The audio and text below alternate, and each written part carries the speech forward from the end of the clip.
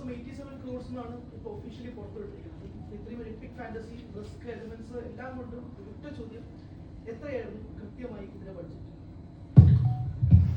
വളരെ നല്ല ചോദ്യമാണ്.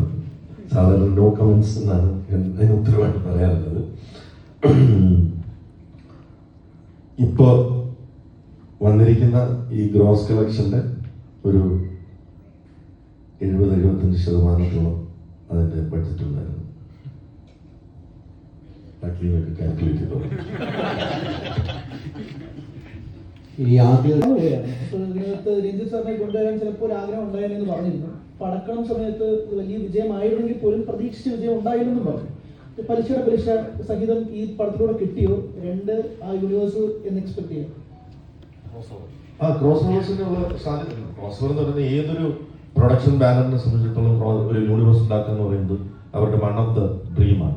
അത് നമ്മൾ മനഃപൂർവ്വം ഓക്കെ ഇനി ഇങ്ങനെ ഒരു ക്യാരക്ടറിനെ കൊണ്ടുവരാം, ഇങ്ങനെ ഒരു ക്യാരക്ടർ കൊണ്ടുവരാൻ അത് ഇവോൾവ് ചെയ്യുന്നതാണ്. അതേപോലെ ഇപ്പോൾ ഫ്രൈഡേയിൽ നോക്കുകയാണെങ്കിൽ അങ്ങനെ കുറച്ച് ക്യാരക്ടേഴ്സ് ഇൻക്ലൂഡിങ് ആടിലെ കഥാപാത്രങ്ങളും പടത്തിലെ കഥാപാത്രങ്ങളും ഒക്കെ വെച്ചിട്ട് ഉണ്ടായിട്ടുണ്ടെന്നൊരു സത്യമാണ്. ഡെഫിനറ്റ്ലി അങ്ങനെ ഒരു ക്രോസ് ഇപ്പം നമുക്ക് ഒരു ക്യാരക്ടറിനെ കൊണ്ടുവരണമെന്നുണ്ടെങ്കിൽ ആ ഒരു ഓപ്ഷൻ ഡെഫിനറ്റ്ലി ആടിന്റെ സ്പിൻ ഓഫ്സ് പ്ലാൻ ചെയ്യുമ്പോൾ അല്ലെങ്കിൽ അങ്ങനെ പ്ലാൻ ചെയ്യുമ്പോൾ അത് ഡെഫിനറ്റ്ലി ചിന്തിക്കുന്ന കാര്യമായിരിക്കും. ഈ ഷൂട്ടിംഗ് സമയത്ത് ഒരു പിടിവാശി എന്ന നിലയിലേക്ക് മിഥുൻ നേരത്തെ പോലെ ആദ്യത്തെ തോന്നുമ്പോൾ കട്ട് ചെയ്യാൻ വേണ്ടി സിനിമ കട്ട് ചെയ്യരുത് എന്ന് പറഞ്ഞൊരു സംഭവം, ഈ ഷൂട്ടിംഗ് സമയത്ത് നിങ്ങൾ തമ്മിലുണ്ടായ ഒരു ഏതെങ്കിലും ഒരു സ്ഥലത്ത് ഇതെനിക്ക് വേണം അല്ലെങ്കിൽ അതെനിക്ക് വേണം, അങ്ങനെ ഒരു ഷൂട്ടിംഗ് സ്ഥലത്തോ എഡിറ്റിംഗ് ടേബിളിൽ ഉണ്ടായിട്ടുണ്ട് നിങ്ങൾ തമ്മിൽ? ഞങ്ങൾ തമ്മിൽ ഒരിക്കലും അത് ഉണ്ടാവില്ല. കാരണം അതിന്റെ പ്രശ്നം എന്ന് പറയുന്നത് I M there as A actor also, ഞാനാണ് അതിന്റെ ബാലൻസിങ് ആക്ടർ. പ്രൊഡക്ഷൻ ടീം, അതായത് എന്റെ ബ്രദർ ഉൾപ്പെടുന്ന അല്ലെങ്കിൽ കാവ്യ ടീം ഉൾപ്പെടുന്ന ഞങ്ങൾ അവരുടെ ഒരു ടീം ഞാനുമായിട്ടാണ് ആർഗ്യുന്നത്.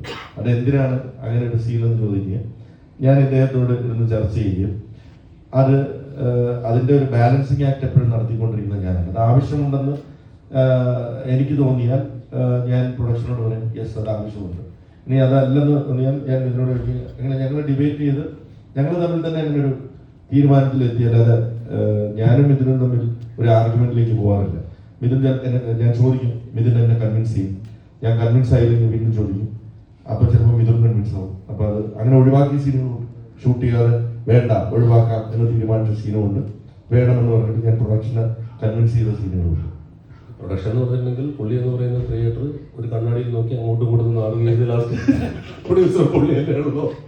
അപ്പോൾ ഭയങ്കര ഞങ്ങൾ ഇത്രയും ഒരു ടീമായിട്ട് ഇത്രയും വലിയൊരു സിനിമ ശരിക്കും 10 മാസം കൊണ്ട് ഇത്രയും വലിയൊരു സിനിമ പോസ്റ്റ് പ്രൊഡക്ഷനും VFXും കഴിഞ്ഞ് റിലീസാക്കുക എന്ന് പറയുന്ന ഒരു ഇമ്പോസിബിൾ ടാസ്ക് തന്നെയായിരുന്നു. അത് ഇപ്പോഴും ഞങ്ങളൊരു തമാശ പറഞ്ഞിരിക്കുന്നതിന്റെ കാരണം ഇത്രയും 130ഓളം ദിവസം ഷൂട്ട് പോയിട്ട് അന്യോന്യം പ്രൊഡക്ഷനും ഡയറക്ഷൻ ടീമും തമ്മിലോ മറ്റ് ഡിപ്പാർട്ട്മെന്റുകൾ തമ്മിലോ മുഖം മുഷിഞ്ഞ് ഒന്ന് സംസാരിക്കേണ്ട അവസ്ഥ പോലും ഞങ്ങൾക്ക് ഉണ്ടായിട്ടില്ല. ഇത്രയും വലിയൊരു പടം ഷൂട്ട് ചെയ്തു എന്നുള്ള ഒരു ഫീല് പോലും ശരിക്കും പറഞ്ഞാൽ ഇപ്പൊ ഞങ്ങൾ തിരിഞ്ഞു നോക്കുമ്പോൾ ചില സീനുകൾ കാണുമ്പോഴാണ് ഇതൊക്കെ നമ്മൾ വളരെ ആസ്വദിച്ചാണല്ലോ സിമ്പിൾ ആയിട്ടാണല്ലോ ഷൂട്ട് ചെയ്ത് പോകുന്നതെന്ന് തോന്നുന്നത്. അത് ഇവരെല്ലാവരും പ്രൊഡക്ഷൻ ഡിപ്പാർട്ട്മെന്റും ടെക്നിക്കൽ ഡിപ്പാർട്ട്മെന്റും ആക്ടിംഗ് ഡിപ്പാർട്ട്മെന്റ് ആക്ടേഴ്സ് എല്ലാവരും ഒരുമിച്ച് നിന്നുകൊണ്ട് സംഭവിച്ചതാണ്. അത് പിന്നെ സ്വാഭാവികമായും സംഭവിക്കും. എന്താണെന്ന് വെച്ചിട്ടുണ്ടെങ്കിൽ ഞങ്ങൾ 2 സിനിമ ഓൾറെഡി ഒരുമിച്ച് പൂർത്തിയാക്കിയതാണ്.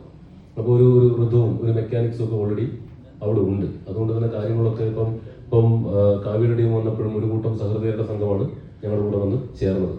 സ്പെഷ്യലി വേണുചേട്ടൻ. കാരണം വേണുചേട്ടനെ നമ്മൾ വെറുതെ ഇത് ബ്രഹ്മാണ്ഡ ഹിറ്റ് അടിക്കും അല്ലെങ്കിൽ വലിയ വിജയമാകും എന്ന് പറഞ്ഞു കൊണ്ടുവന്നല്ല, അദ്ദേഹം സ്ക്രിപ്റ്റ് വായിച്ച് ഇഷ്ടപ്പെട്ടിട്ട് വരുന്നതാണ്.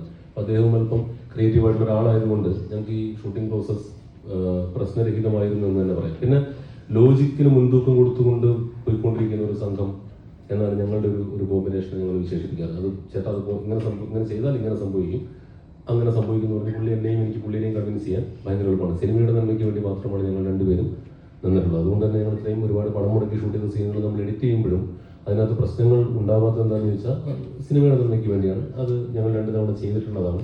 So it all works out.